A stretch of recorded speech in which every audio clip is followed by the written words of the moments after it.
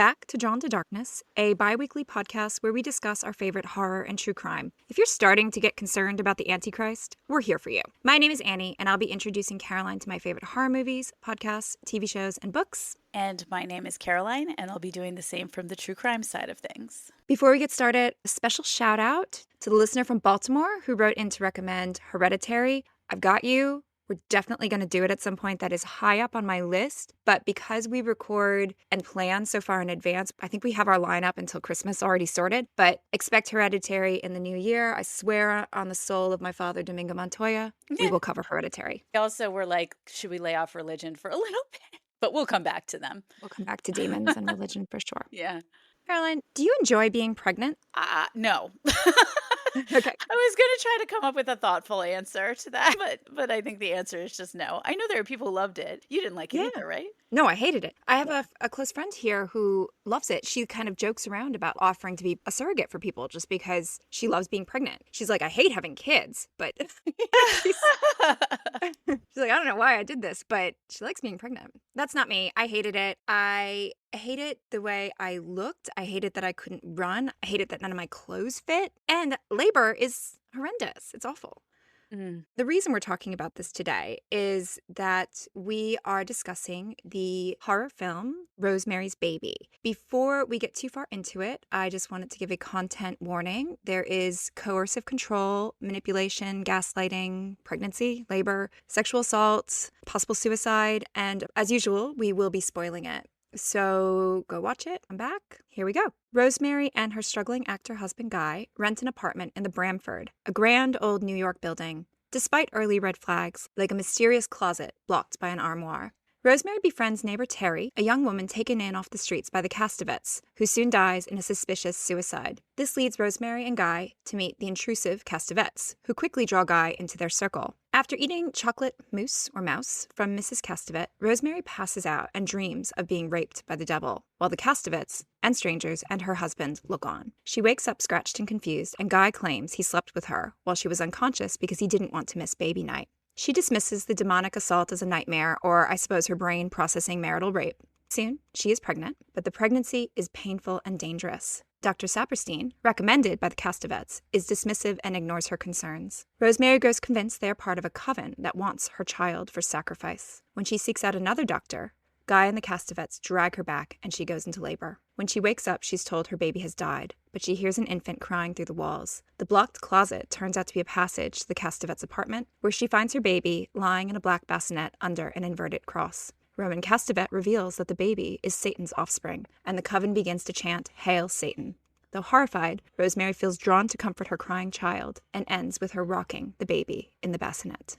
So, I chose this as a reaction to Catch and Kill by Ronan Farrow, which is 2 episodes ago. Not our previous episode on the yellow wallpaper, but how well does it pair with the yellow wallpaper, which I didn't even realize. I found it surprising that when I was trying to look up what does yellow mean, that there's discussion of yellow being used in Rosemary's Baby, but none of the things that I quickly looked at referenced the yellow wallpaper, which really shocked me. Not only was there an overwhelming amount of yellow, but the places where yellow occurs and there's yellow wallpaper, like I felt were so fitting, I did Google the yellow wallpaper Rosemary's Baby because I was like, clearly there's a connection. I did find a few things, but there's not much. So I wonder, is this just another glitch in the Matrix, or was whoever doing the design of the apartment or Roman Polanski very aware of this and making an allusion to the yellow wallpaper? Because yeah, as you said, there's towels, there's dresses, there's baby clothes, there's sheets, there's wallpaper. Then you also have gaslighting husbands, doctors, a woman who is kind of cloistered away, labeled hysterical. Both make attempts at freedom and are trapped. Rosemary is cut off from her friends, as is the narrator of the yellow wallpaper. They aren't believed about their pain, and both are discouraged from intellectual pursuits. Like, Rosemary is told, don't read about pregnancy. Her husband throws her book away, and the protagonist from the yellow wallpaper is told not to write. So it's too perfect, right? It really is. I wonder if there's like a subconscious element to it, if it wasn't intentional. There's like yellow wallpaper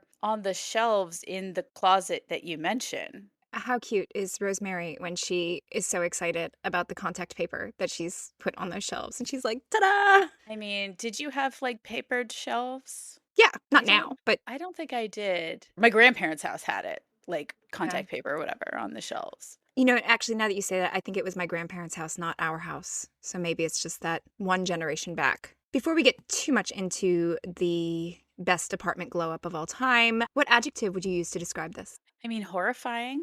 I did actually go back to see if I had used that as my primary adjective yet. Hmm. And I know we use it a lot, but it was nightmare fuel. Yeah, definitely. Yeah, I was going to say creepy. Ha, just kidding. I know we overuse creepy. I know I can do better than that. I was going to go with foreboding and unsettling. And I read Penelope Gilliat, a film critic of The New Yorker, described it as gynecological gothic, which I thought was better than anything we've come up with. Yeah, for sure. So, other than the yellow wallpaper, this is the oldest thing we've covered. I guess the next oldest would be Carrie and then Jaws. So, we've actually covered quite a few old things. Rosemary's Baby falls into that small category of classic horror that is actually critically acclaimed and recognized. It's in the Criterion Collection. It was nominated for writing, and Ruth Gordon won an Oscar. Ruth Gordon's the actress who plays Minnie Castevet for Best Supporting Actress. Mia Farrow was also nominated for a Golden Globe and a BAFTA, but I don't know if she won it. Some fun facts. I guess, can you have a fun fact about a rape scene? But the rape scene was inspired by Polanski and Sharon Tate's use of LSD. Another interesting thing that happened on the set was Frank Sinatra served Mia Farrow divorce papers on the set of that movie because she wanted to keep filming and he wanted her to come do some other movie. So what a jerk he is. The movie is based on the novel by Ira Levin, who also wrote The Stepford Wives, The Boys from Brazil, and one of my favorite dystopian novels that I used to love as a kid, This Perfect Day. He also says that he feels guilty that Rosemary's Baby led to movies like The Exorcist and The Omen, and that a whole generation has been exposed and has more belief in Satan. So I thought that was just kind of interesting, a little bit of regret. Peter Benchley also regretted writing Jaws because Right. of how it led to the demonization of sharks. I actually have fun facts as well, and one of them is very relevant to what you just said. I kept thinking, like, watching this, how meta it was, because anyone who has been listening to us so far knows that anytime we're talking about something, we're like referencing other movies, plays, shows, or whatever. And I don't feel like I've watched many movies that reference other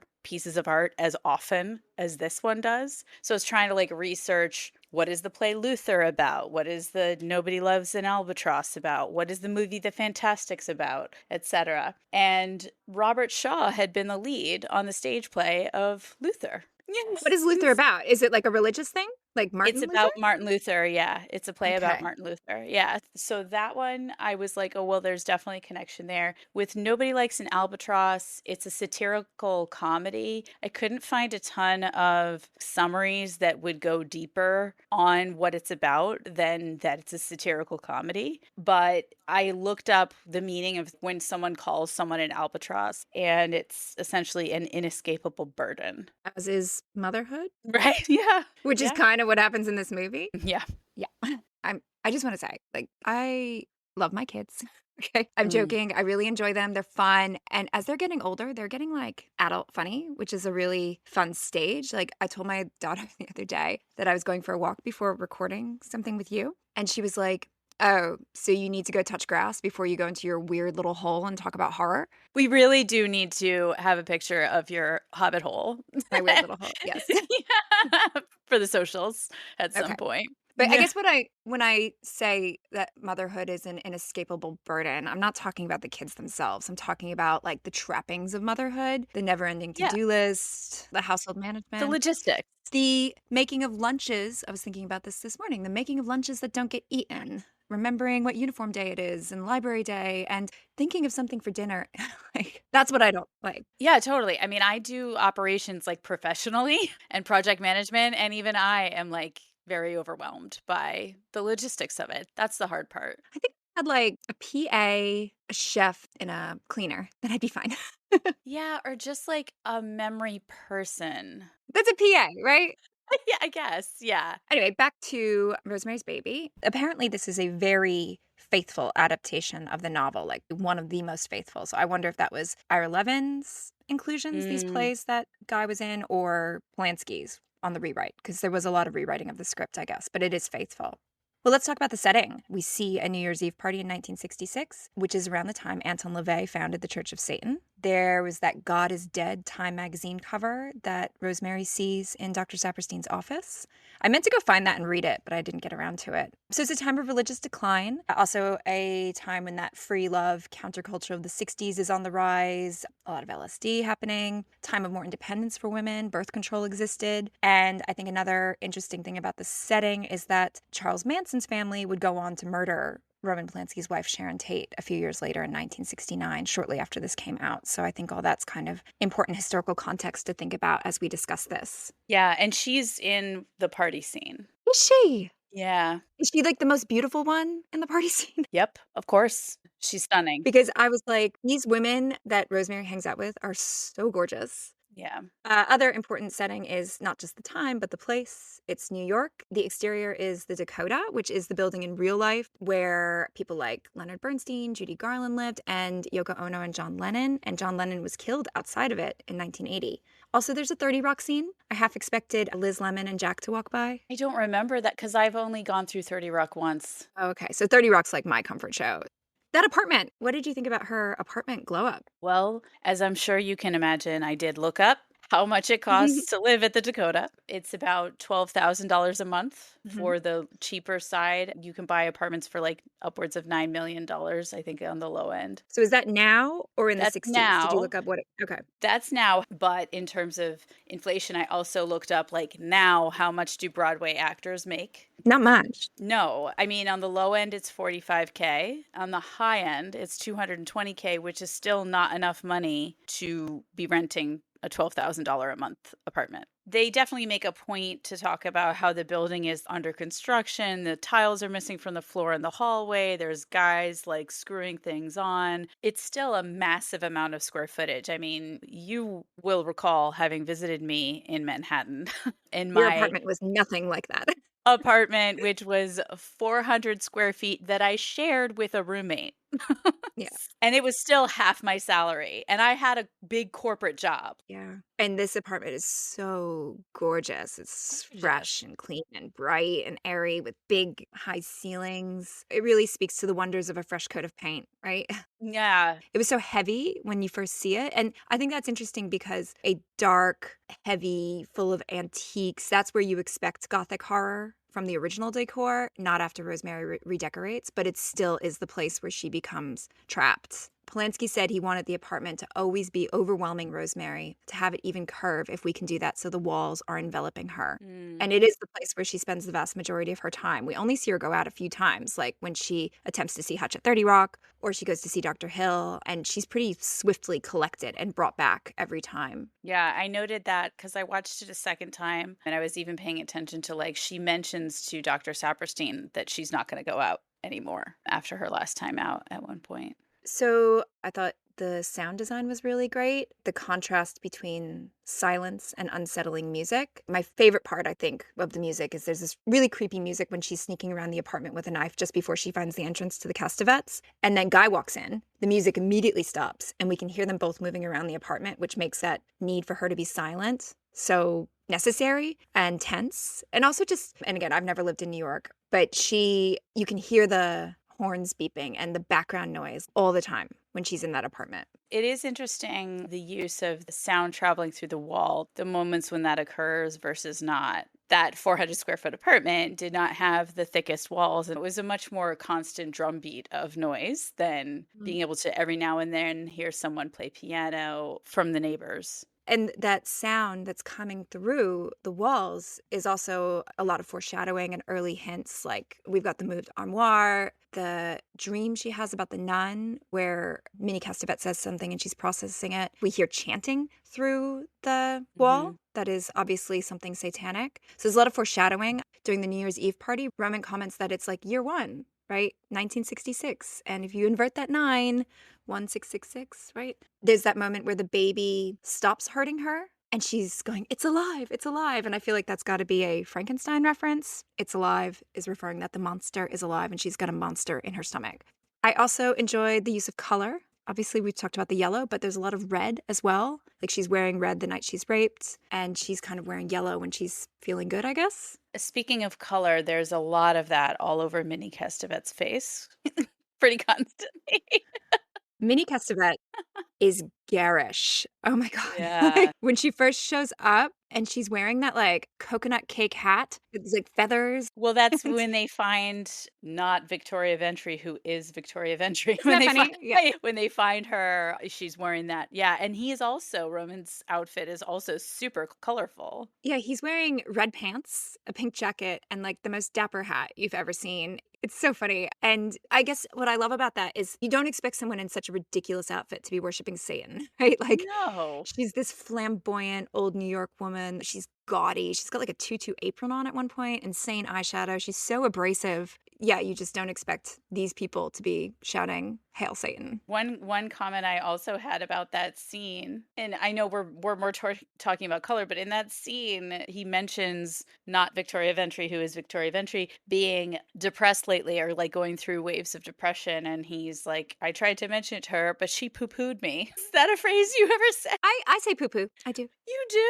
I do. Yeah. That's adorable. I need to Yeah. start doing that. Like somebody poo-pooed it. Yeah. Oh my It's God. the don't yuck my yum, don't spoil my ghostliness, don't poo-poo Mhm. something. Do you say make love? Ugh, no. Yeah. Okay, good. Just want to make sure. 'Cause that was the other phrase I wrote down that I was like, who says that? Where she's like, "Guy, let's make love." Yeah. The one other literary device I wanted to point out was the use of reflections. At one point, she sees a reflection of herself eating raw meat in the toaster, and she's just like disgusted with herself. But my favorite use of reflection is that same 30 Rock scene where she is waiting for Hutch and she starts looking at a window display, and it's a nativity scene. Like she sees her reflection in that window, and really what is happening to her is this dark reflection of Mary's conception and the birth of Jesus. Like the final scene with the bassinet is a perversion of a nativity scene as people come to see that baby and they start shouting Hail Satan. And then you've got that contrast between the room she prepared for the baby, which is bright and sunny and yellow, and then the black bassinet. So I thought that was really effective. Also, just like horror tropes, the hidden closet, the basement laundry, the weird chanting through the walls, a building with a past, a deal with the devil, a dream that actually isn't a dream, establishing a lot of tropes that we continue to see in horror movies today. Shall we talk about characters? We've already talked a little bit about Minnie and Roman Castevet, but let's talk about the main character, Rosemary. What did you think of Mia Farrow in this role? I thought she was adorable. I do also feel like I need to apologize a bit to, oh my God, now I'm all of a sudden having a brain fart. Ronan Farrow? Yes, Ronan Farrow. Sorry, I was thinking Roman Farrow, and I was like, it's not Roman Farrow. I need to apologize to Ronan Farrow because, in addition to looking like Frank Sinatra, which he does, especially when she gets that haircut, he looks exactly like her. And I have a child that looks exactly like me. Like my Google photos confuse us. So, maybe Woody Allen is his dad. Who knows? Maybe Mia Farrow just has some really strong genes. For that child, even, because my other two kids don't look like me at all, so No one's accusing you of sleeping with Frank Sinatra. no. I mean, I thought she was great for a character whose motivations are so limited. She's, of course, gorgeous. She's got those Disney Pixar doe eyes. As an Avengers fan, did she remind you of Piper in Iron Man Avengers before she cuts her hair? I think she really looks like Gwyneth. You mean Pepper? Pepper. Yeah, Not Piper. Pepper Potts. I do think she looks like Gwyneth, but Pepper Potts is such like a strong, take no shit woman. And Rosemary takes a lot of shit. yeah, there's moments where Rosemary like pushes back, but essentially she's very like dependent upon Guy. She definitely gets walked all over. I also felt like her, I don't know, pronunciation was very old school. It reminded me of the way people talked in movies in a way that they don't do anymore. Like in the 40s. Yeah. Yeah. Less natural. Yeah, I see that. She's like a Catholic country girl at heart. We get the impression she went to Catholic school because she's having those dreams about the nuns. And I guess in terms of motivation, the main thing she wants is to make a home and have babies. One thing she says that I identify with when she has the fireplace, she says, I hope we have the coldest winter ever. She just wants to be cozy by the fireplace, which is kind of my dream. I don't know why I moved to one of the hottest places in the world. Seriously. And yeah, I don't know. What was I thinking? And of course, she just, she wants babies. And it's that desire that is very much manipulated by everyone around her, making her into this anti-Madonna, but giving birth to Satan's child rather than God's. Her name's Mary, right? Rosemary. Right. You were saying she's a country Catholic girl. I was trying to do some research on like how common is it to be Catholic in Nebraska in the 60s? Because I really didn't think Catholicism would have been very strong there. I couldn't find that statistic. It does seem like it's a smaller percentage. I thought it was interesting that she was from Nebraska and he was from Baltimore, and Baltimore is a very Catholic city, you know? They should have made her from Boston. Right? Lots of Catholics there. But not a lot of country girls, I guess. No. I think they wanted that wide-eyed innocence from her. Totally. And probably, and I have read the book, but it was so long ago, I don't really remember it. A lot of that is probably fleshed out more in the novel, that just things that had to be cut in the transition between book and film.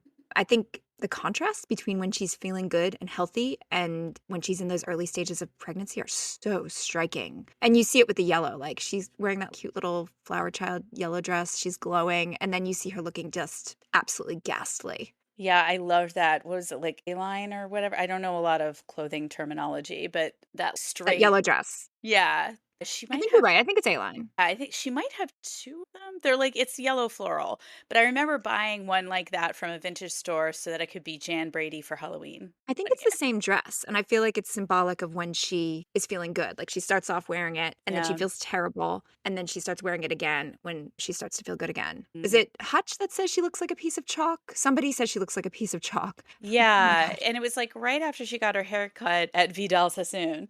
And I felt so bad for her that everyone just kept telling her how terrible she looked. Then I thought it was so sweet and very reflective of the contrast between Guy's sort of impression of the role that she plays in his life versus Hutch. Guy's like, you're here to sort of serve my needs, and Hutch has genuine concern for her. So while Guy is essentially like Graham Chase, it shows your ears more when you got your hair cut or whatever, Hutch is like, no, it's not about your hair. How much weight have you lost? You look pale, and a genuine concern for her well-being and health. By the way, that was a My So-Called Life reference. Okay. Guy is so mean to her about her hair. Don't tell me you paid for that. That's the worst mistake you've ever made. He does not hold back. What an Ugh, asshole. he's so mean. Do you think she lost weight for this? Like, she does look like a piece of chalk, but she was so skinny to begin with. Maybe they just like make Right. her gray. And everyone was skinny in the 70s.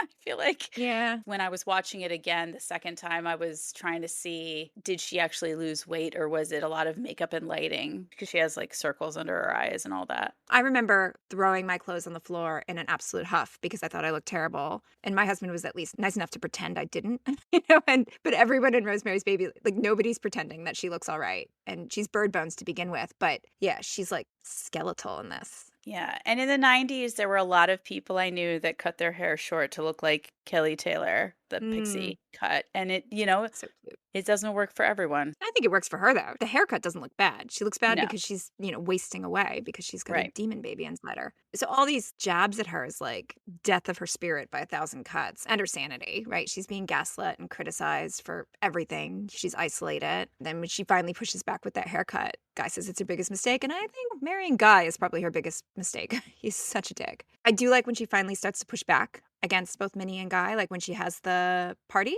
And she's like, it's a special party. You have to be under 60 to get in. She shows a bit of sass from time to time. And I was like, yes, have your party with your real friends. But yeah, all these attempts to get help, to reach out, to de-isolate herself, end in the doors shutting in her face again. Shall we talk about Guy? Must we? I'm just kidding. You said the exact same thing about Yeah. somebody we talked about that you didn't want to talk about. I can't remember. Yeah, probably. Well, once again, the call is coming from inside the house with Guy. Did you find him good looking? No. Did you? No. I guess he's 60s hot. Like- I don't know, because I was listening to some podcast and they were like, he's so sexy. And I was like, what? I mean, I don't know if it's just because I hate him so much, but I guess it must be like, I keep wanting to say Tom Brady, and it's not Tom Brady. The stranger beside me. Ted Bundy. Yeah, it's not Tom Brady. It's Ted Bundy. Tom Brady is actually hot. Not as big a piece of shit as Ted Bundy. No. Or Guy. Or Guy. Everyone talked about how hot Ted Bundy was, and I remember seeing pictures of him being like, really? Like, he's lucky Zac Efron played him. 60s hot, 70s hot, I guess is what's going on here. I guess. Well, Guy is Yeah. self-centered, preoccupied, obviously a liar. He's susceptible to flattery. He falls hard for Roman's flattery. He cuts her off from her gorgeous friends, just like John in the yellow wallpaper. He gaslights her. And he's also constantly, like, leaving. When she's bummed out that Hutch says she looks terrible, Guy's like, whatever, I'm getting the paper. And then he's dashing out for an ice cream cone, but clearly actually going to see the Castevets. He's just leaving her alone a lot. Yeah, which I know was kind of a thing that husbands did then, I guess. I think at that point that you just mentioned, he was taking the glove over there, wasn't he? Yes. Yeah. Yeah, with the ice cream cone. It's definitely to go tell the Castevets something. There's this sense of idleness at home when he's out of it all the time. Like she's so dependent on him. She cleans, she puts contact paper on shelves. And everything nice that he does, like when he's like, let's have a baby, it's like he's doing Rosemary a favor and she's just grateful for these crumbs. But obviously, his worst sin is that he offers his wife up as a sacrificial rape victim for the devil, selling her body for a chance to become a successful actor, which I think ties into a lot of other texts about ambition, for example, like how far he's willing to go, sort of a Macbeth theme. I know I keep bringing up Macbeth. Like at the end when he tries to explain himself, he's like, we're getting so much in return. And I love that she spits in his face at that moment. Oh my God, I am very grossed out by saliva, so I was like, ugh, He I deserves it, gagged though. actually when that happened. He does. I know he didn't actually rape her. He served her up to be raped by the devil. And she's like, when I was out, you did this? And he's like, it was fun in a necrophile sort of way. And I'm like, what the fuck? Like, I can't imagine having this conversation with my husband. That casual admission of marital rape, which again, he didn't actually do it. It's really disturbing because that's real, right? Like that happens. And, doing that to someone who's passed out and unwell is so wrong. And she, just because she's a product of her times and, I guess has been gaslit into kind of accepting all this, she just kind of moves on as if he has a right to do that. Yeah. And I did look up because of this when marital rape became a crime, a prosecutable crime. And in the 70s, it was legal in all 50 states for a husband to I think I read it changed in assault his 1984. wife. Is that right? By 1993, it was illegal in all 50 states. So it has definitely been a state by state progression. But at the point of this movie, it was not against the law. Yeah, it's only really in recent years that it even existed as a concept. And it's interesting here. And I want to get into Roman Polanski himself towards the end of the episode, but it is very clear that this is wrong, right? The way she reacts. So a man who knows this is wrong also is a man who's accused of drugging and raping a 13-year-old girl. So there's this real disconnect in the way he depicts the horror of rape, and yet went on to take advantage of women throughout his life. So we'll get into that more later, but I thought that was interesting. Yeah, it's definitely interesting, but he is taking an existing piece of work and just making it come to light, Sometimes it's these more banal forms of abuse and coercive control that are the most disturbing because they're real. The mundane, everyday horrors of a manipulative, gaslighting husband are in some ways more horrifying than the satanic, unbelievable aspects of this. What do you think are his worst moments besides offering her up to be raped? I think all the times when he's arguing with her, well, when he's actively gaslighting her, like with the moose or mouse, whatever, when he's trying to create a situation to Darvo her, essentially, and turn things around so that she becomes the offender instead of the victim, and she bends to his will, essentially. He really artfully knows how to do that, and he does it several times. And with the book, too. The book is unforgivable. You never throw It someone's really book away. is. You asshole. Straight to jail. It's so funny because you and I have very different reasons because I was like, that was a gift from a person that she loved that died. It sort of didn't matter to me that it was a book. It mattered to me that it was like a keepsake. I just had my high school reunion and I wore my 4th grade field day t-shirt Oh my God. to it because I still had it.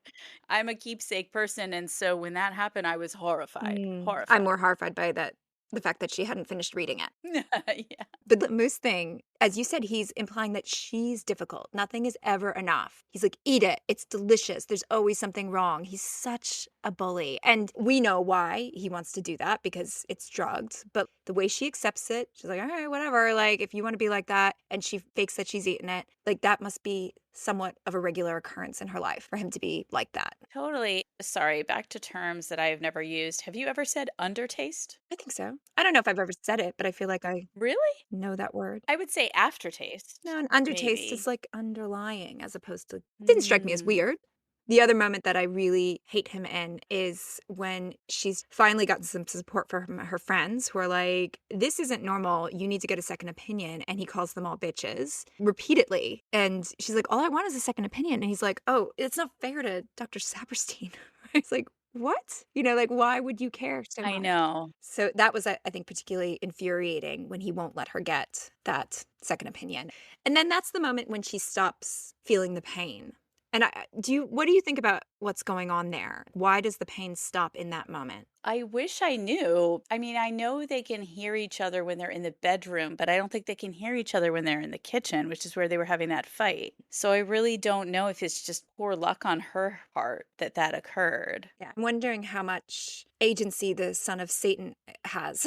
Right? Like if he's like, oh, geez, I'm pushing this woman too far. I need to take it down a notch. And, she feels good for the rest of the time. Yeah. Like I don't feel like the Castevets have that much Oh, control. sorry, something just occurred to me that they were fighting, and I don't think there's other scenes where they're actively fighting. And I wonder if the devil, the son of the devil, is fueled by the anger Oh, and interesting. appeased. Like if that was the problem all along, was that she didn't have enough hate and frustration and anger in her Mm. heart. But then they don't keep fighting. Like it's implied that like the rest of the time, up until she starts to figure things out, like everything's kind of going okay for her. Yeah, that's true. Another bad guy moment is when he finds out she's pregnant and he's with her congratulating her for like 1 minute. And then he's like, you know what I'd love to do? Tell Minnie and Roman. I know, I thought about that. Which obviously we know why, right? He's excited that his promise to them has come to fruition. But what she must Mhm. be thinking, like, really? You want to tell them right now? And the gaslighting really continues after, right? After the pregnancy. He's like, they call it prepartum hysteria. And he laughs at her. How come you thought Abe and I joined the party? You were kapow out of your No. mind. It's like he's trying to make light of this situation. But as far as he knows, she believes her baby has just died. And he's just like laughing it off. And when she hears that baby Right. next door, he once again is gaslighting, making her feel crazy, saying the new neighbors have a baby. I guess he does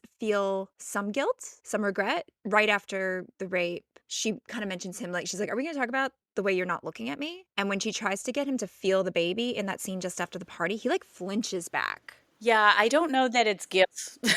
Okay, what do you think it is? Fear? Yeah, or just discomfort. He just can't handle being uncomfortable. Not so much what he's done to her, but how it's affecting him. And, when she discovers the baby is alive, he's in the background with just like his head in his hand. And again, he can't look her in the eye. And then he tries to justify it. Like, they promised me you wouldn't be hurt and you haven't been. Like, yes, she has. She's absolutely been hurt. I was like, are you kidding me right now with the you haven't been really? I think he says you haven't been really. Like he does Qualify that a bit. give in a tiny bit, but come Yeah. on.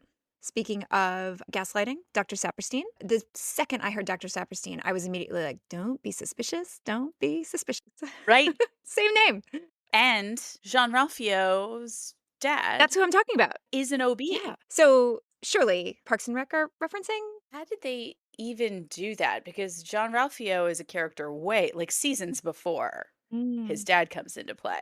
Yeah, do we know it's John Raphael Saperstein from the beginning when we first meet him? I don't know. That's a good Mm. question. When did he become Like maybe he was Saperstein just John Ralphio until Dr. Saperstein comes into the picture. and is her OB? Weird. Anyway, he sucks. He's also telling her don't read books or listen to your friends. He's infantilizing and dismissive. She describes her pain like a wire inside her getting tighter and tighter. And he's like, it'll go away. Give it a few days. I love that part when she's like, "Haven't you heard? It'll be gone in a few days." Showing a bit of sass again. I mean, I get that doctors get annoyed by people who spend too much time on like WebMD, but to be that dismissive, which really ties into the yellow wallpaper again. He's a bit maha, don't you think? Suspicious of commercial Oh, pills and yeah. vitamins and instead is pushing Mrs. Castevet's smoothie. I really hated how callous he was, Absolutely. both in terms of the pain that she's having as well as when he tells her the baby has died. Also gaslighting her because they like forced her to stay on the bed and have that baby then. And then he's like, maybe if we had gotten to a hospital, but you wouldn't listen. He begged for a hospital. Mhm. That wasn't her not listening.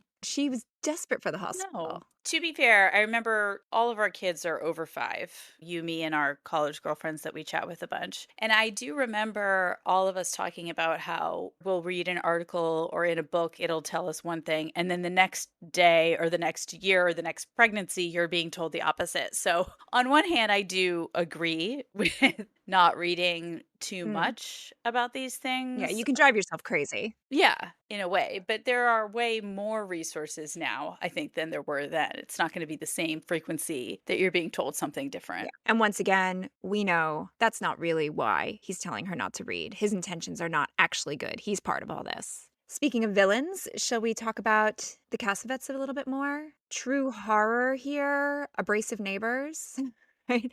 As someone who has changed the time I've left for work to avoid taking the train with a neighbor who's perfectly nice. I hope they don't listen. No,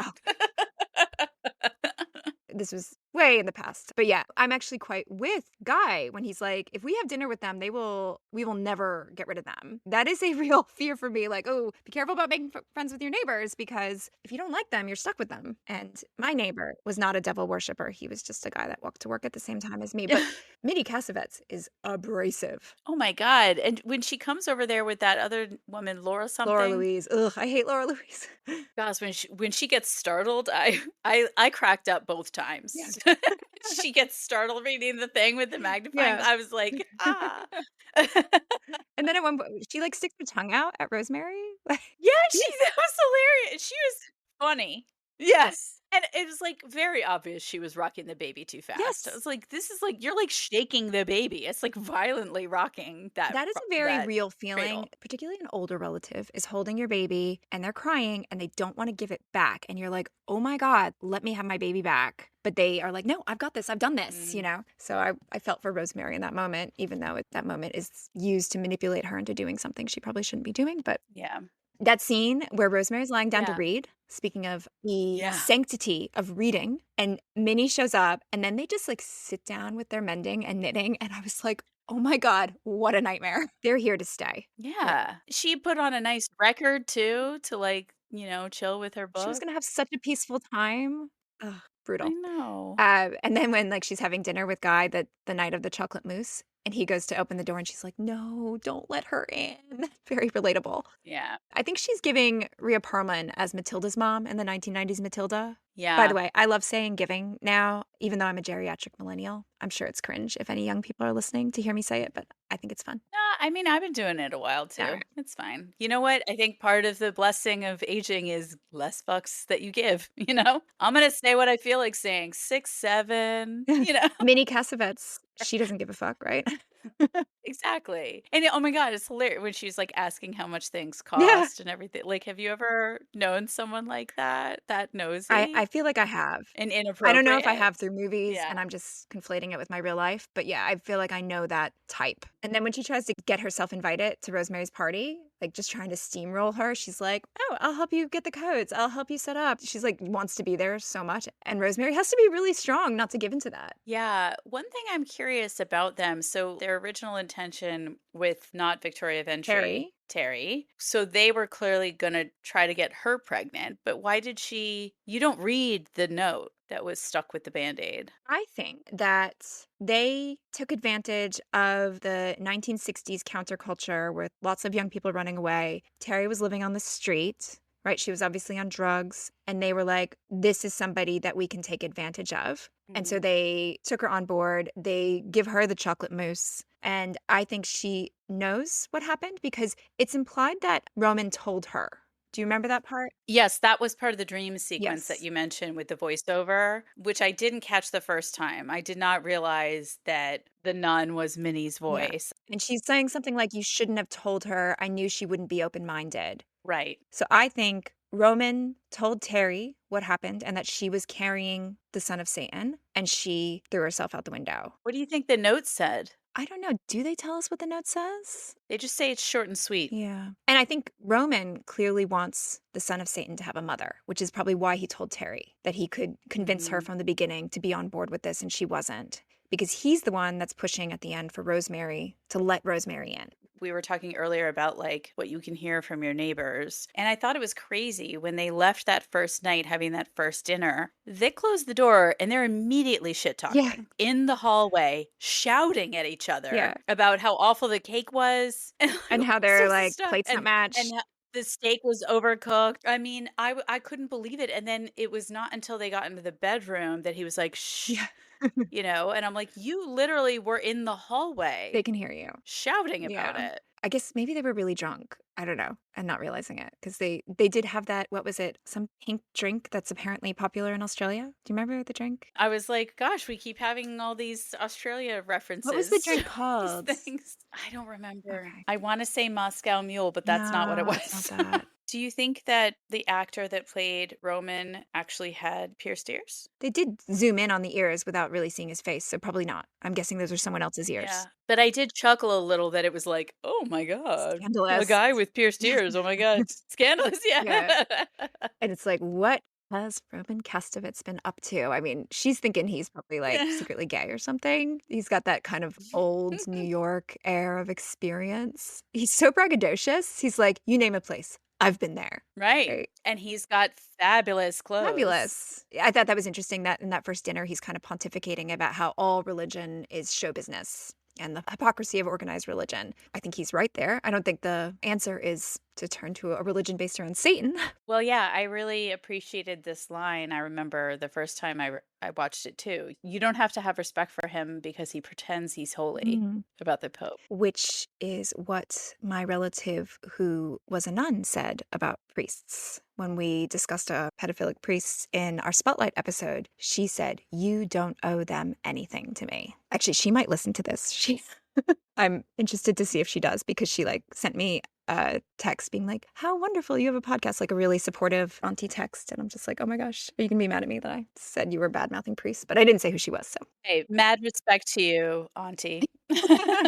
Well, we've discussed the baddies. Shall we discuss really the one supportive person in Rosemary's life? Poor Hutch. He's like this father figure to Rosemary. It's not really explained how they know each other, but he seems to really actually be one of the only ones looking out for her. I assumed that he was their landlord in the other Okay. apartment because he says, I wanted to tell them that you guys are drug dealers, So he's the reference. but I decided to lie. Oh, well, he's the voice of reason and sanity, and he gives us those important red flags about the history of the Bramford, that there were women called the Trench Sisters who cooked and ate young children. They mentioned someone named Keith Kennedy, which I Googled to be like, is that a real person? And they all seem to know who he is. So he's, I guess, somebody who did something notorious in the world of this movie, even though he's not real. And then Adrian Mercado, who was the leader of this coven and turns out to be Roman Castevet's father and a Satanist. And then because he figured it out, he's the one who's going to tell Rosemary, and then they take him out. Yeah, as a truth teller, he also is curious about the tennis route. Yes. Well, that's, I think, what prompts him to look into this and not, well, obviously Rosemary's condition as well, because he's like, yeah, maybe this is not good for her. And that's what causes his death.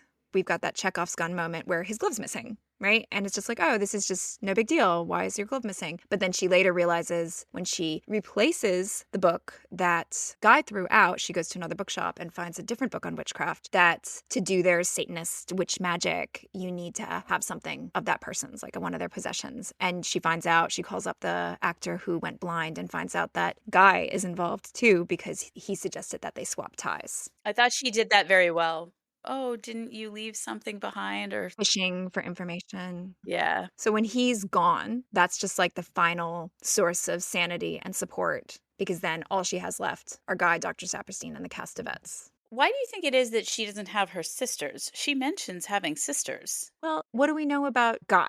We know he is a jerk and, there's a lot of coercive control going on. It doesn't take a lot to get him to sacrifice her. So perhaps he's been isolating her for like a decade. He calls all her friends bitches, right? So maybe it's a mix of moving away from where she's from, but also being with a husband who is the type of person who would do this to her. It's likely that didn't come out of nowhere, that he was a bad person to her before that, would be my guess. Can we talk about just some scenes I love? I love the figuring it out research scene when she's looking through the book, All of Them Are Witches. I just finished rewatching season 1 of Stranger Things, and there's one episode where Hopper and some of the other police officers are looking at microfiche to find out, stuff about the Hawkins lab. And I'm always down for a microfiche newspaper scene, a research scene, whether it's clicking on Google to find background information. I love those scenes in movies, but she's so limited in how she can do research because it's the 1960s. If there's anyone who I think of when I think of Scrabble, It's me, it's right? you. Yeah. That's what I was just Yeah, about to say. absolutely. Scrabble's a really big deal in my family. So when she is rearranging the letters, I love that, to solve that mystery. Yeah, I was like, I think I know why Annie loves this movie. Yes. And to find out that Stephen Marcato is an anagram for Roman Castevet. Scrabble saves the day. Okay. Oh, I love the part when she's in Dr. Saperstein's waiting room and that gossipy receptionist comments on whatever perfume she's wearing. And she's like, it's better than that. And mentions that Dr. Saperstein smells like crap too.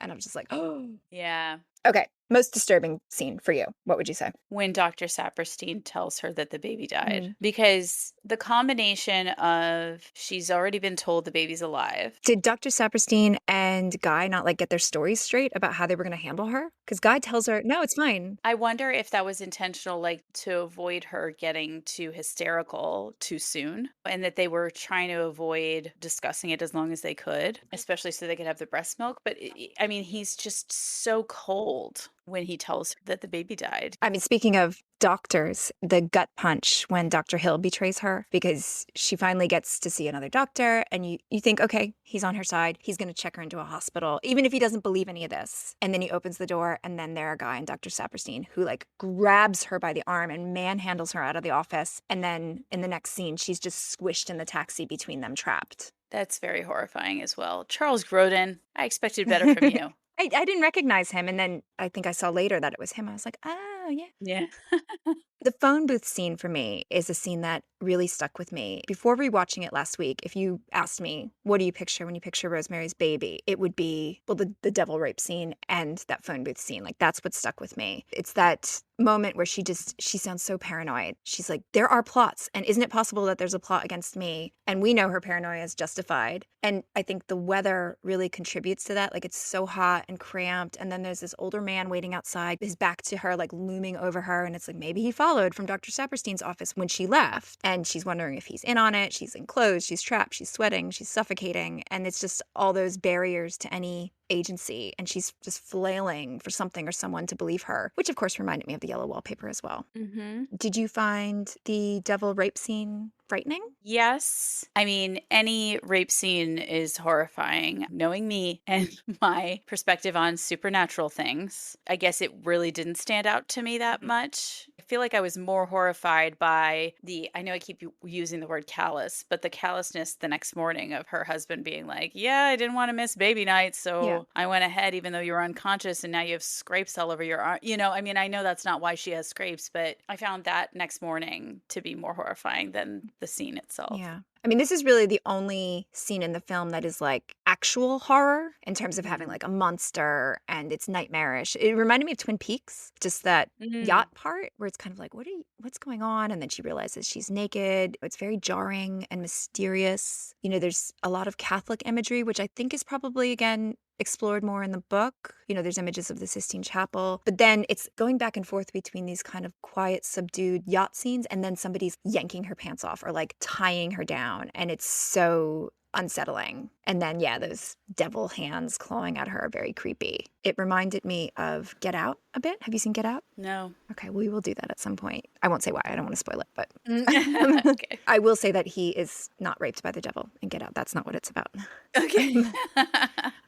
The other thing I think is arguably the most important scene, but also very disturbing, is the moment that she chooses to be a mother to this baby. It's a twist, right? Like, we've been thinking that they want to sacrifice the baby because we've got Hutch's story of the Trench sisters eating babies. And so that's what she thinks, that her baby has been taken and maybe it is dead because they're going to sacrifice it. But instead, it's that face that only a mother could love. She's like, what's wrong with its eyes? He has his father's eyes.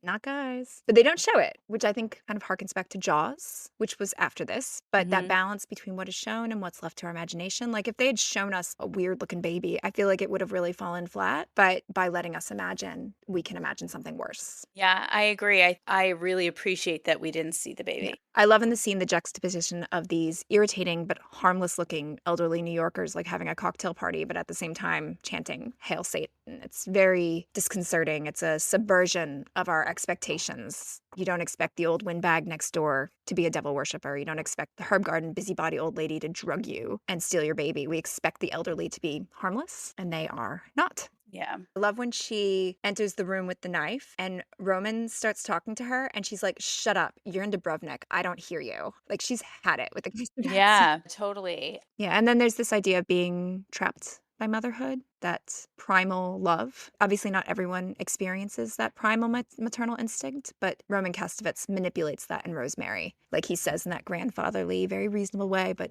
aren't you his mother? And by the end, you can see it in her eyes that she is going to be the mother to this child. Either you could say she got what she wanted, right? Like she has a baby, she wanted a baby. Presumably, it's going to turn out to be a very evil baby, but at the same time, she's a mother. Do you have any questions? You were mentioning numbers earlier, and is there a significance to the number 11? Because there's often 11 a.m. meetings happening.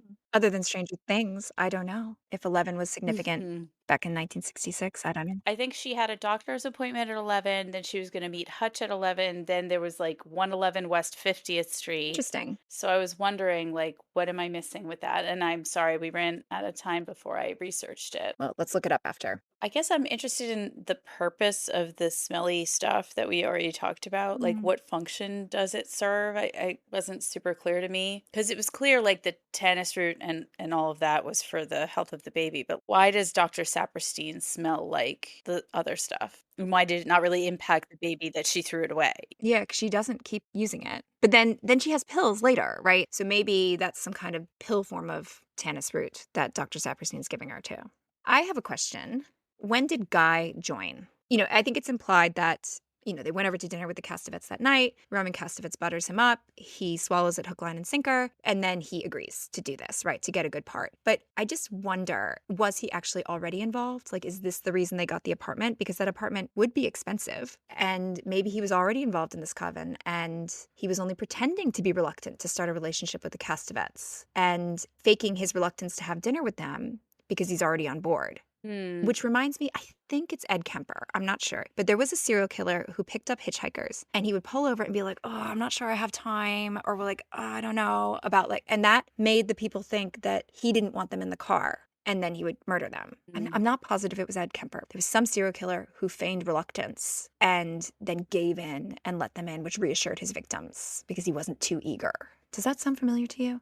Doesn't, but I believe it. I mean, certainly Ken and Barbie having the fake out of a woman being in the car, making it more trustworthy. I really felt like that dinner, you see the smoke from when they're having their cigars in the lounge or whatever dudes used to do when the women were washing dishes. And then when they come back into that room, he's got a pretty shocked and horrified look on his face. So you think it's that moment? I think that's the most common, Yeah. likely scenario. But it just made me wonder because that apartment is really nice. It is, but I think that it just lends itself to the fact that he was in over his head. Yeah. It supports his desperation. He wanted to do more than Yamaha commercials. I guess this would support your contention because the fact that he mentioned having seen him in Luther and he saw his commercials, he saw his whatever, and this is not now. It's possible that maybe when they looked at the apartment, they were like, okay, well, this is a young woman. She doesn't have a child yet. Let's make sure they get the apartment. That way, if the Terry D'Onofrio thing doesn't work out, we've got a backup plan. Like offer them a deal or something. I was also paying attention to the fact that she did tell Terry what her husband had been in. So then Terry would have. Maybe Roman didn't see any of it and he was just pretending he had. Well, he mentions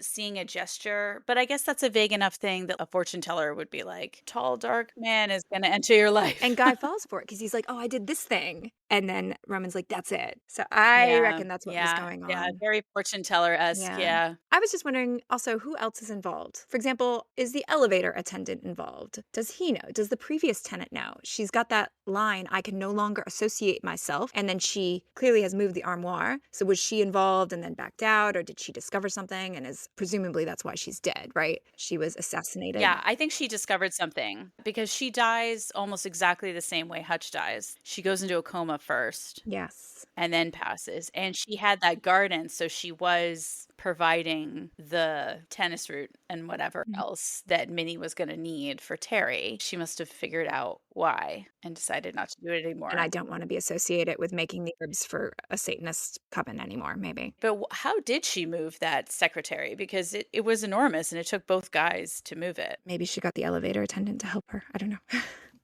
Do you have any criticism? No, I mean, I guess my only criticism would be, well, the end scene also, I was quite confused by the Asian man with the camera and because he exposes the film, which is I was horrified at that part too, because children, if you're listening, back in the day, we had cameras with actual film in them.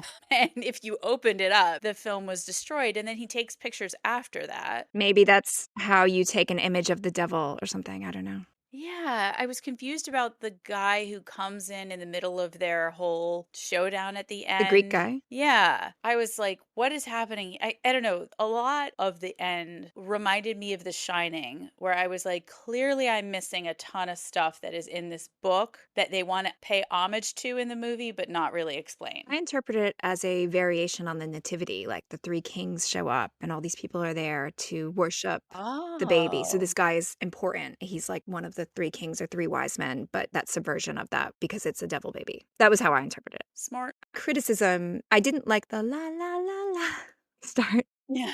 Which is It's her, her, which is yeah. Mia Farrow's. I mean, I guess Yeah. it's that haunting, childish, sing-songy voice has kind of been done to death since. So I found it irritating, even though it was probably pretty original at this point. So I have kind of had to remind myself that this movie probably did it first. And the font in the credits looks like something you'd see like on a Barbie doll box. Yeah, speaking of the credits, I do not miss the days when you had to sit through like an hour of freaking Yeah. credits. I like that is something that I'm glad has gone by the Just start wayside. the movie. I mean, I think we mentioned this before. I think Rosemary's a bit one dimensional, in terms of what she wants from life. I think if this movie were being made now, we'd get a bit more about her motivations. It's a limited view of the complexity of a woman's mind, I think. The other criticism I had was the undeveloped nun dream. I kind of wanted to know more about that. I do think it's Rosemary processing what she's hearing through the wall when the Castevets are kind of reeling from losing Terry. But yeah, I just felt like, I don't know, the fact that Rosemary's Catholic, I think that must be explored more in the novel. Back to sort of the symbolism of the plays and the other pop culture things they reference. I'm a person who was like obsessed with baby names and like the meaning behind names. So I wrote down every single name they mentioned to name the baby and the meaning. And a lot of it is not relevant at all. And I thought that's a missed opportunity, I guess, to have been throwing out names that would have had some other supportive subconscious narrative associated with the story. Rosemary obviously has meaning. She's Mary, and then there's the herb aspect of it. Oh, herb. In Australia, we say herb. Americans say herb. And then Guy is like the quintessential guy, maybe. Hmm. Okay, true horror, deeper horror. People who keep a ticking clock in their bedrooms. That drives me insane. I've like slept over at places where people have like a tick, tick, tick, tick clock, and I'm just like, oh my God, how? Me too. I've actually like put them under pillows and stuff and had to remember to take them My out in-laws when I was have leaving them. a grandfather clock that chimes every 15 minutes. I die at their house. We have a grandfather clock that I inherited at our house, but I don't ever like pull the chains or whatever you need to do to make it actually chime and tell time accurately. No, It's just just be decorative decorative, at this please. point. Yeah. I guess another deeper horror is the dehumanization of women in pregnancy. Ira Levin said that part of his purpose in writing Rosemary's Baby was to explore the idea of a fetal monster where tension is built for a grueling 9 months before the creature even appears. And so I think pregnancy is such an out of control thing where you just have to let go and accept that loss of control and agency. And, I don't think there's anyone who's ever been pregnant who wasn't worried that something was wrong, and you just have no choice but to wait it out. So I think there's this enduring relevancy now in the loss of control women are experiencing over their bodies that is touched on in this movie. And then just the idea of how well do you know the people in your life? How well do you know your husband, your doctor, your neighbors? Our episode a few weeks back on Unknown Number, go back and watch it and listen. Can you trust anyone? Rosemary couldn't, and neither could Lauren Licari. Now, the last thing I want to talk about, and if people don't want to hear about this, you can skip forward a bit, but we're going to talk about whether or not we can divorce the behavior of a creator from the creation or the work of other creators that we perhaps find vile for whatever reason. So if you're not interested in that, skip forward about 6 minutes. We touched on this kind of idea with the Yellow Wallpaper episode regarding Charlotte Perkins Gilman and the fact that she had some really horrifically racist views. So should we enjoy a movie like this when the creator is morally compromised in some way? And Roman Polanski, at the very least, was not a good husband to Sharon Tate, like cheated like crazy. But he also is very open about being attracted to very, very young girls, like 13, 14, 15 years old, and is accused of raping one of them. What do you think? Yeah, I gotta be honest. I felt bad watching it a second time before this episode. I mean, I watched it because we ended up squeezing in another episode, and so we ended up recording this further apart than we would have. I definitely was like, I want to watch it again so it's fresh in my mind when we talk about it, but I feel bad giving airtime to this person who clearly is an abuser. I do find, and I know we touched on this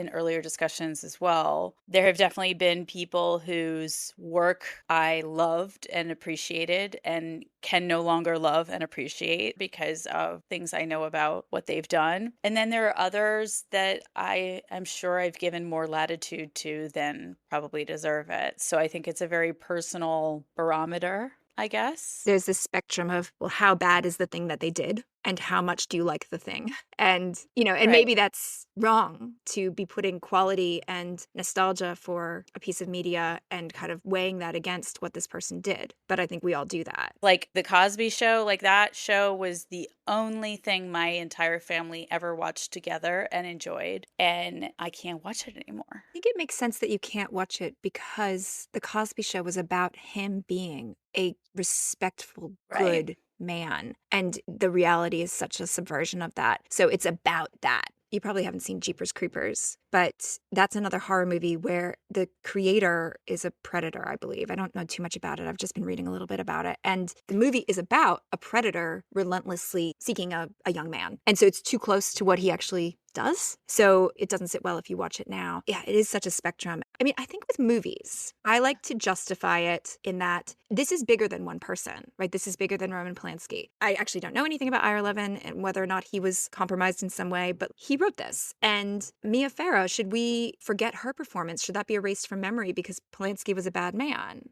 Yeah, I was actually going to say along those lines when you express that sort of dichotomy that it's an oversimplification because there's tons of people involved in making a piece of art, any form of piece of art, from the people who first write it to the people who produce it to the PAs to the sound people to all those other people that work really to the actors. Yeah, definitely. We talked about in our Catch and Kill episode a victim who goes on to become a victimizer and how people can be both victims and villains here, but that one doesn't excuse the other. And I think it is important to note that Polanski is also a victim. He's the victim of the Holocaust. His mother died, who was pregnant. He had to hide with a Polish couple. He would have experienced a lot of trauma. He's the husband of a horrifically murdered woman. Who was pregnant. Yeah. So, like, he's experienced horrors as well, but that doesn't mean it's okay for him to go on to perpetrate horrors. It reflects and I'm not excusing it, it reflects the values at the time that, like, it was normal. When he was arrested, he was like, "Are you serious? Like, that was seduction." He doesn't believe that what he did was wrong. It is wrong because if you're a powerful man in your 40s and there's a 13-year-old girl who's trying to become a model, there's a huge power differential there. So it's very gross. And we know that that 13-year-old could not actually consent now. But at the time, some people thought it was normal. He committed a horrible crime that he didn't even think was a crime because of the cultural attitudes about sex with very, very, very young girls. And this attitude obviously still exists, but it's not as if it's the cultural norm now. Like, we condemn it.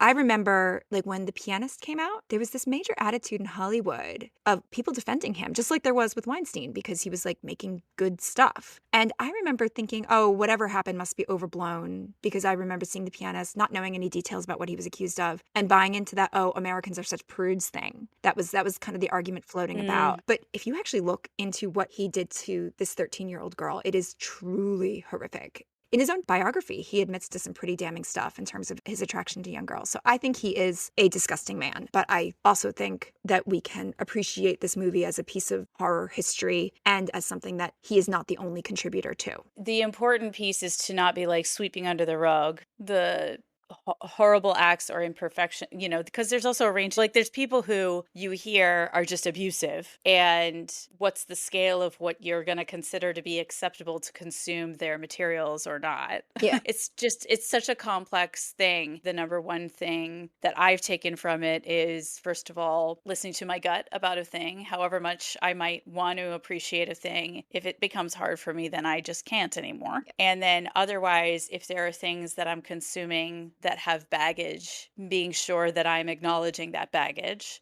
Which, I don't know, maybe this comes up as a defense of wanting to like Rosemary's Baby. So I don't know. It's hard. It's murky. Let's move on from that. Survival. Is there any takeaway you get from this movie? So hard, but I think making sure that you don't put your eggs all in one basket, Mm, I guess, because they very successfully isolate her. And it's like the moment that she is exposed to people outside that unit of three, she questions things and she lets her instincts come to the forefront and they validate her. yeah. It's really important. And I think it can get hard. As I said earlier, we had our high school reunion this past weekend, and there are a lot of people that I grew up with who live nearby. And when our children were all in preschool, we would see each other a lot. But now that they have activities and are a little bit older, now my entire world is like my house unit. It did make me think a lot about how I've sort of given up some of that. Not that I don't have friends who are not parents of my kids' friends, but it's certainly fewer Yeah. than it used to be. And it's important to not have, like I said, all your eggs in one basket and have a lot of places you can go to if a problem occurs. Yeah. Have places you can go to get a second opinion, whether that's in your friendship group or your doctor, right? Like if you don't feel like you're getting your needs met with your doctor, Mhm. get a second opinion. I've had so many stories of friends who are in the medical field and how they've been able to advocate for themselves because they know. And if you're not in the medical field and you don't have that background knowledge, it can be a lot harder to advocate for yourself. So I think getting a second opinion is important. Don't worry about offending the doctor. Totally. And watch out for those signs of gaslighting and coercive control, those red flags. Check your closets for hidden passages. Hopefully nobody's frogging in your house. And don't make friends with your neighbors. No, I'm just kidding. That's terrible advice. But be careful about making friends with your neighbors.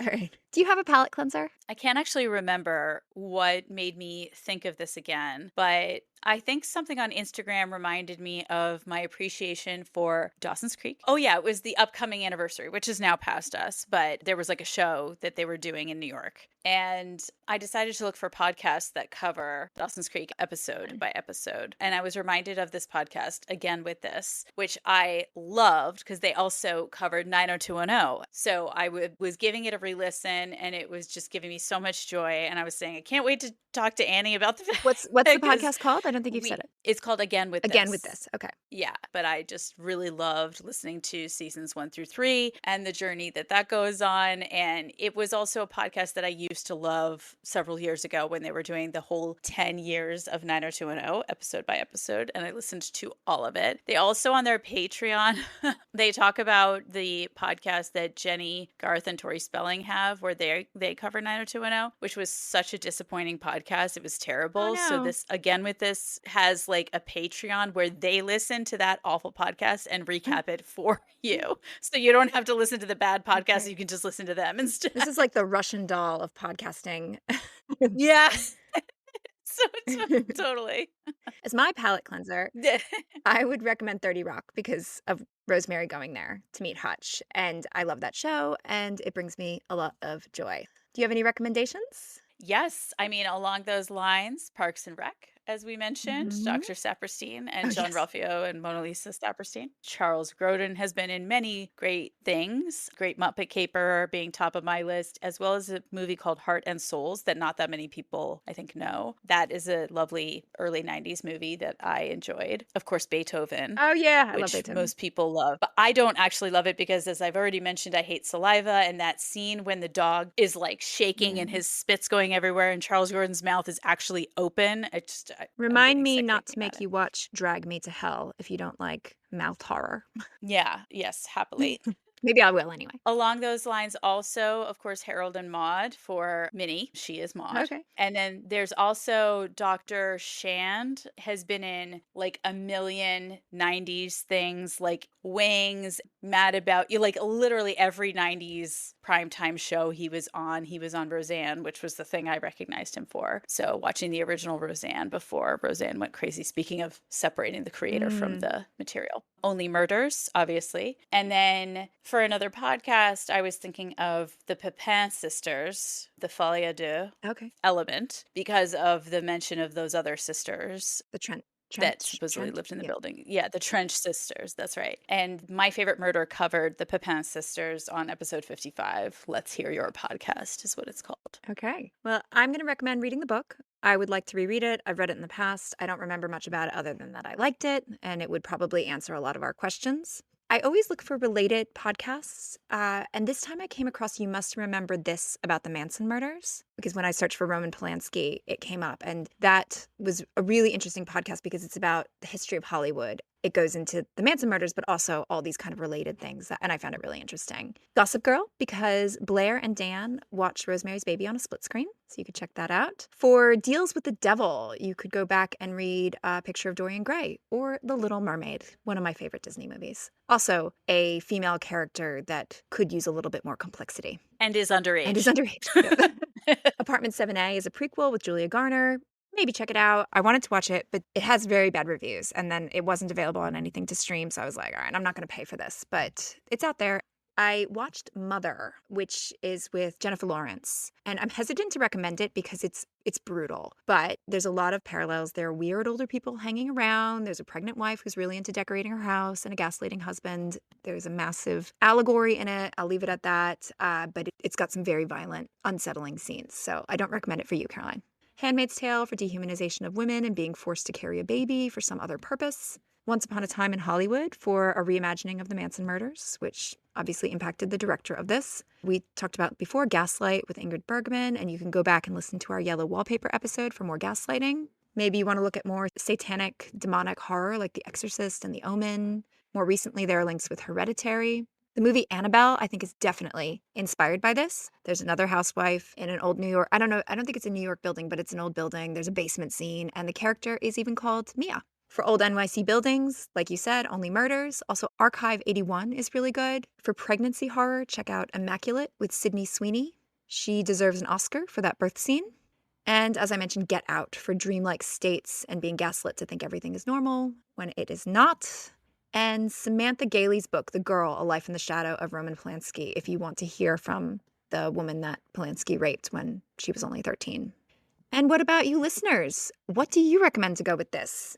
If you have thoughts on our episode, you can contact us at drawntodarknesspod@gmail.com, Instagram, Facebook, or Threads. We'd love to hear what you would recommend to go along with this. So, homework. What's next, Caroline? Inspired by this legendary or infamous setting of this building, I wanted to watch The Vanishing at the Cecil Hotel in Los Angeles and the disappearance of Elisa Lam. And so that is what we're going to be covering next. It's on Netflix, I think. When Rosemary and Hutch are discussing the Bramford, she says awful things happen in every apartment. And Hutch responds that the Bramford has a high incident of unpleasant happenings. So we're going to talk about another place with a high incident of unpleasant happenings. Absolutely. I mean, it was the first place that came to mind when I was hearing that whole back and forth. Also, before Vanishing at the Cecil, it's going to be Halloween. So we've been going back and forth on what the best horror movie to watch is, and we decided on Scream. So that will be our Halloween special. And after that, Vanishing at the Cecil. Cecil. Vanishing at the Cecil.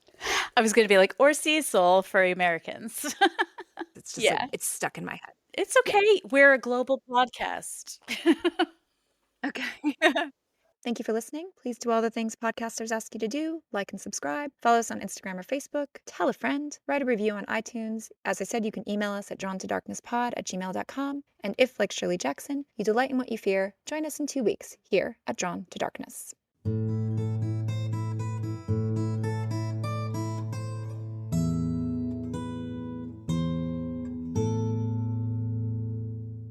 Special shout out to Nancy Azzano, who painted our cover art. You can find her on Instagram at Nancy Azzano.